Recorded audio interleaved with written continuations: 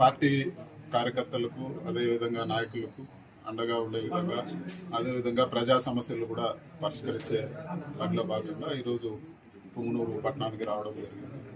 అదేవిధంగా ఈరోజు అందరిని కూడా కలుసుకొని ఏ సమస్యలు ఉన్నా కూడా వాటి అన్నింటినీ కూడా ఒక ఎంపీగా పరిష్కరించే విధంగా కూడా కృషి చేస్తానని చెప్పి కూడా తెలియజేస్తాను. రాష్ట్రంలో మనం వినుకొండలో చూసాము, ఇది వరకు కూడా చూసాము. వినుకొండలో పట్టపగులే 2 చేతులు నరికేసి మెడ నరికేసి ఒక వైఎస్ఆర్సీపీ నాయకుడిని ఏ విధంగా చంపారో ఈరోజు అందరూ కూడా చూసాను. చాలా దారుణమైన విషయం.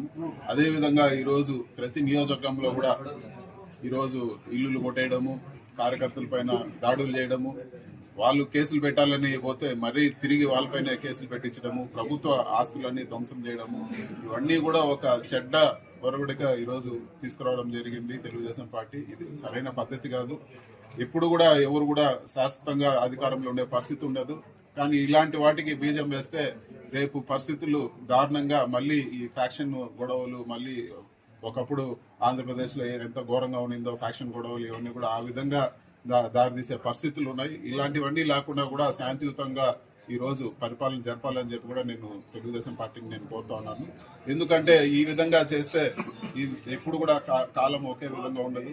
ఖచ్చితంగా మార్పులు ఉంటాయి. ఆ రోజు మళ్ళీ అందరూ కూడా మీ పార్టీ వాళ్ళు కూడా ఇవన్నీ కూడా చవి చూడాల్సి వస్తుంది. ఇవన్నీ కూడా ఒక మంచి సంస్కృతి కాదని చెప్పి కూడా నేను తెలియజేస్తాను.